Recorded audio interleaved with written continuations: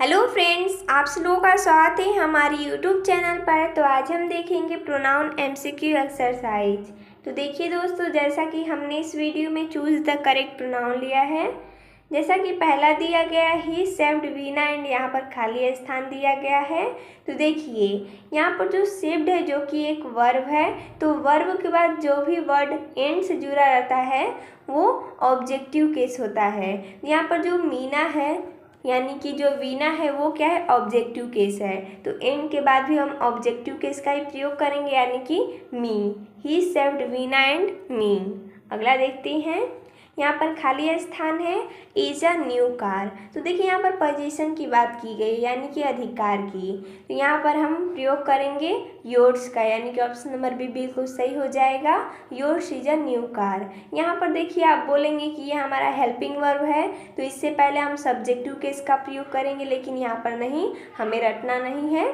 तो यहाँ पर देखिए अगर हम यू लगाते हैं तो आप एक नई कार हैं, ऐसा कैसे हो सकता है, इसलिए हो जाएगा yours is a new car. अगला देखते हैं, यहाँ पर खाली स्थान है इज अ ग्रेट कंट्री। यहाँ पर हम प्रयोग करेंगे आवर्स का, यानी कि ऑप्शन नंबर सी बिल्कुल सही हो जाएगा। Hours is a great country. अगला है, यहाँ पर खाली स्थान है इज अ गुड हाउस। तो यहाँ पर भरा जाएगा हर्ष, यानी कि ऑप्शन नंबर डी बिल्कुल सही हो जाएगा। हर्ष इज अ गुड हाउस। अगला है हर मदर इनविटेड रमन एंड यहाँ पर खाली स्थान है टू लंच। तो देखिए यहाँ पर इनविटेड जो कि एक वर्ब है दे दिया गया है, तो वर्ब के बाद एंड से जुड़ा हुआ है तो ऑब्जेक्टिव केस जुड़ा हुआ है। तो यहाँ पर भी ऑब्जेक्टिव केस का ही प्रयोग करेंगे जहाँ पर खाली स्थान है। तो ऑब्जेक्टिव केस क्या है, मी है, यानी कि her mother invited Raman and me to lunch. आगे है, यहाँ पर खाली स्थान है कम हेयर बाय ट्रेन। तो देखिए हम यहाँ पर किसका प्रयोग करेंगे, यहाँ पर हम सब्जेक्टिव केस का प्रयोग करेंगे, क्योंकि यहाँ पर तो पोजीशन की बात की नहीं गई है, इसलिए हम यहाँ पर सब्जेक्टिव केस का प्रयोग करेंगे। ये हमारा वर्ब है तो वर्ब के पहले सब्जेक्टिव केस, यानी कि दे कम हेयर बाय ट्रेन। आगे है लेट, यहाँ पर रिक्त स्थान है गो। तो देखिए लेट जो है वो एक वर्ब है, तो वर्ब के बाद हमेशा ऑब्जेक्ट का प्रयोग होता है, तो हो जाएगा हिम, यानी कि ऑप्शन नंबर सी बिल्कुल सही हो जाएगा। Let him go. आगे देखते हैं, यहाँ पर दिया गया है लेट यू एंड यहाँ पर खाली स्थान है गो। तो जैसा कि हमने बताया लेट के बाद हमेशा ऑब्जेक्टिव केस रहता है, तो यू यहाँ पर ऑब्जेक्टिव केस है, तो एंड के बाद खाली स्थान है, तो यहाँ पर भी ऑब्जेक्टिव केस का ही प्रयोग करेंगे, तो हो जाएगा मी, यानी कि ऑप्शन नंबर डी बिल्कुल सही हो जाएगा। लेट यू एंड मी गो। अगला देखते हैं, Mohan laughed eight you and यहाँ पर खाली स्थान है। तो देखिए यहाँ पर लाफ्ड है जो कि एक वर्ब है, और यहाँ पर एट है जो कि एक प्रीपोजिशन है।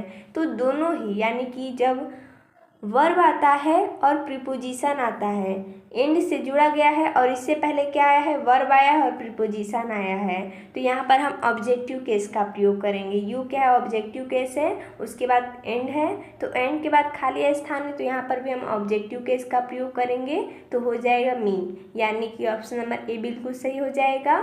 Mohan laughed eight you and me. आगे देखते हैं, आई रन फास्टर देन, यहाँ पर खाली स्थान है। तो देखिए यहाँ पर हमने एक ही विकल्प लिया है जो कि सही है। हमने यहाँ पर हिज लिया था, यहाँ पर हिम लिया था, यहाँ पर नोन ऑफ दिस।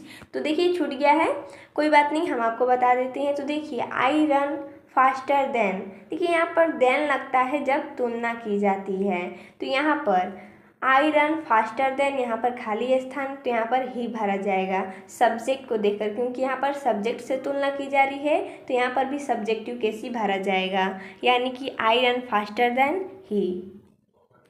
आगे है choose the correct order of pronouns. हमें चूज करना है, तो जैसा कि ये कौन सा नियम है, तो 231 नियम के अनुसार हम इसको देखेंगे कौन सा करेक्ट है। तो जैसा कि पहला है, यहाँ पर यू कौन से आता है, तो यहाँ पर सेकेंड पर्सन का है, और ये फर्स्ट पर्सन का, और ये थर्ड पर्सन का। ये तो हमारा गलत हो गया, ये हमारा 213 है, लेकिन ये हमारा गलत है।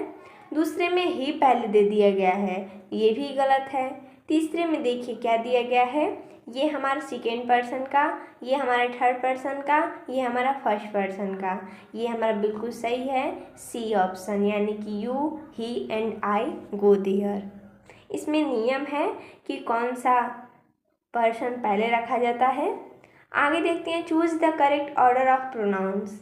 तो देखिए, जब भी नकारात्मक का भाव या दोषी का भाव आता है तो 1 2 3 पर होता है। नियम इसका क्या होता है, 1 2 3। तो देखिए 1 2 3 नियम के अनुसार हमारा कौन सा विकल्प सही हो जाएगा, तो हो जाएगा, देखिए सबसे पहले तो देखेंगे हम पहला जो कि यू दिया गया है, तो ये तो हमारा सेकेंड पर्सन का है, तो ये हमारा पहला तो ऐसे ही गलत है। दूसरे में देखिए यहाँ पर सबसे पहले थर्ड पर्सन दे दिया गया है, तो दूसरा भी गलत है। तीसरे में दिया गया ही एंड यू आर गिल्टी, तो देखिए ये हमारा कौन से पर्सन का है, थर्ड पर्सन का है, और ये हमारा सेकेंड पर्सन का, ये भी हमारा गलत है। राइट है ऑप्शन नंबर डी, क्योंकि इसमें तो फर्स्ट पर्सन का नहीं दिया गया है, इसलिए यू एंड ही, यानी कि यू किस में आता है, सेकेंड पर्सन में, ही थर्ड पर्सन में, और फर्स्ट पर्सन तो दिया ही नहीं है, इसलिए ऑप्शन नंबर डी बिल्कुल सही हो जाएगा। तो देखिए दोस्तों, हमने इसमें इतना ही एक्सरसाइज लिया था। तो मिलते हैं नेक्स्ट वीडियो में, तब तक के लिए धन्यवाद दोस्तों।